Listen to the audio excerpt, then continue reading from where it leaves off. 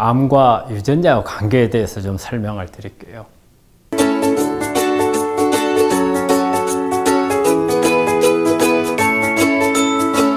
Audio Jungle.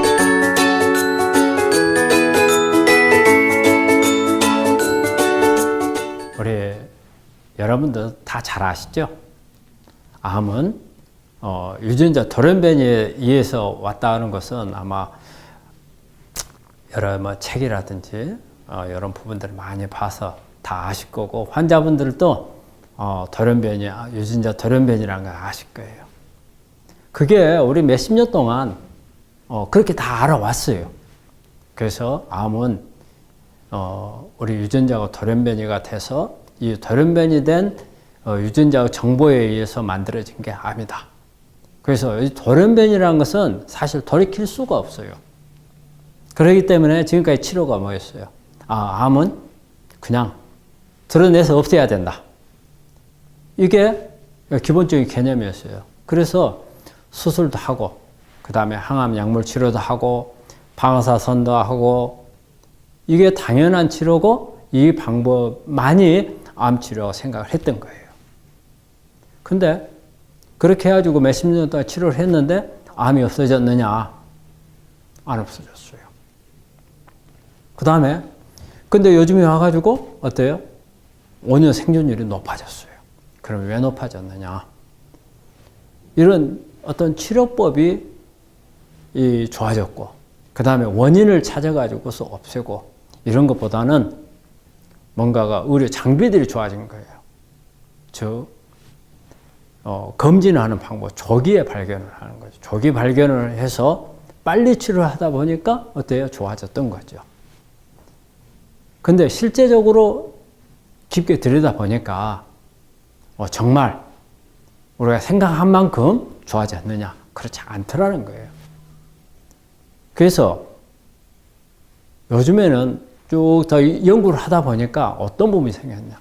암은 꼭 돌연변이가 아니라도 올 수 있다는 게 이제 밝혀지기 시작을 한 거예요. 즉 뭐냐면 돌연변이가 아니고, 돌연변이는 일어나지 않았는데 우리 유전자는 어떤 게 있냐면요, 활동을 하려면 스위치가 있어요.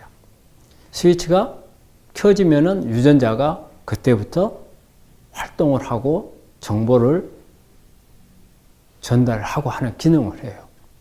근데 또 스위치가 꺼지면 전혀 이 유전자는 활동을 안 해요.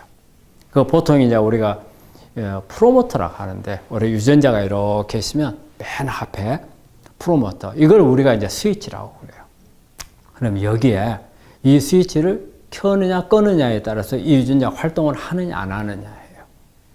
그러면 예를 들어서 설명해 볼게요. 암을 유발시키는 유전자가 있어요. 이 유전자의 스위치가 켜져 있으면 암을 키우는 역할을 해요. 근데 이 스위치가 꺼지면 어떻겠어요? 이 유전자 활동을 안 해요. 자, 그러면 이제 반대로 암을 억제하는 유전자가 있어요. 억제하는 유전자. 이 유전자는 스위치가 켜져 있어야 암을 억제를 하겠죠. 그 다음에 여기에 스위치가 꺼지면 암을 억제하는 힘이 사라져 버려요. 그래서 이 스위치를 하는 게 그 메칠기라고 그래요. CH3.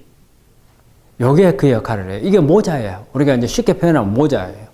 그래서 스위치를 끄기도 하고 켜기도 하는데, 우리가 이렇게 암을 보면은 돌연변이보다는 이런 스위치에 문제가 생겼더라는 거예요. 스위치에.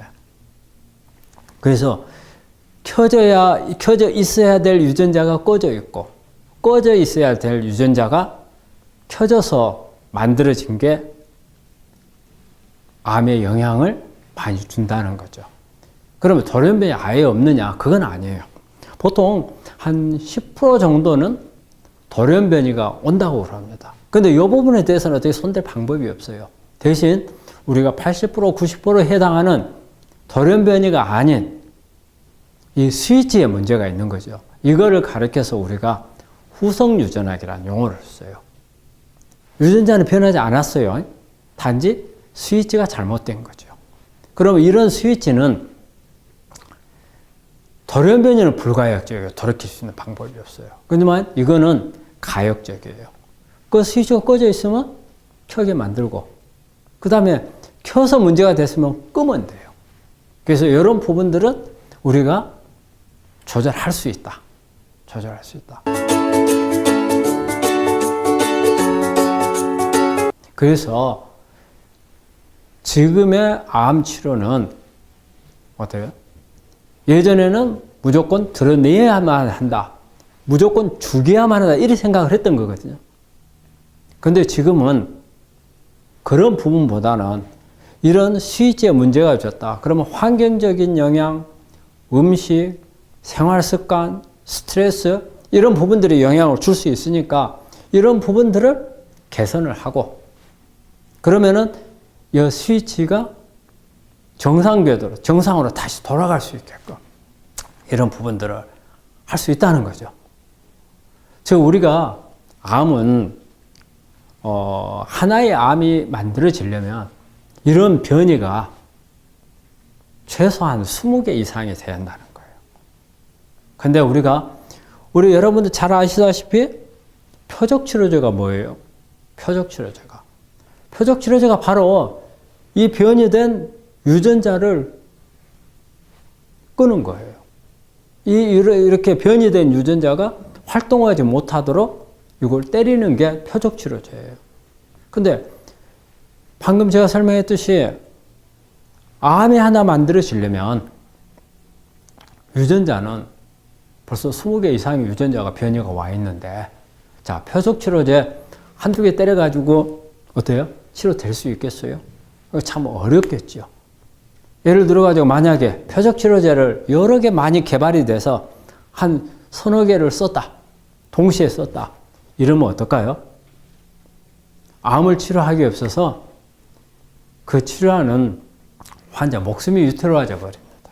그래서 그거는 참 어렵고 그래서 앞으로의 암 치료의 방향은 제가 볼 때는 이런 유전자를 끌 수 있는 부분은 같이 동시에 한꺼번에 쓸 수 있는 것은 표적치료제를 만들어서 한꺼번에 쓸 수는 없어요.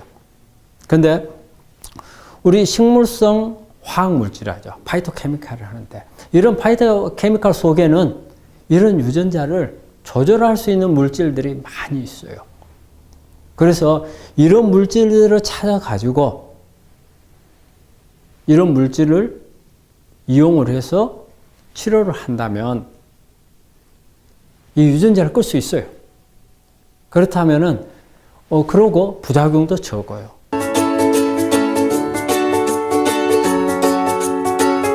그래서 앞으로의 우리가 이렇게 암 치료라는 거는 제가 볼 때는 어떤 표적 치료라든지 우리가 항암제라든지 이런 부분들도 필요할 때는 써야 되겠지만 이런 파이토케미칼들을 이용한 유전자를 조절할 수 있는 치료가 상당히 암 치료에 도움이 될 수도 있고 또 앞으로는 이게 주 암 치료가 될 수도 있다고 생각을 합니다. 그래서 우리 환자 여러분들 무조건 수술, 항암, 방사선만이 나를 살릴 수 있다는 생각하는 것보다는 이런 파이토케미칼들을 이용한 치료를 같이 겸한다면 훨씬 더 치료에 도움이 되고 한번 생각해 보세요. 그러면 유전자가 계속 자극을 줘서 암세포를 키우고 있는데 그런 영향을 주는 유전자를 활동을 조절해 줄 수 있다면 치료가 얼마나 잘 되겠어요. 그래서 여러분들 치료를 하는데 파이토케미칼에 대해서는 상당히 중요시하게 생각을 하시고 그 다음에 이런 부분들을 병행을 하는 치료가 내 암 치료를 하는데 훨씬 더 치료율을 높일 수 있다는 것을 염두에 두셨으면 합니다.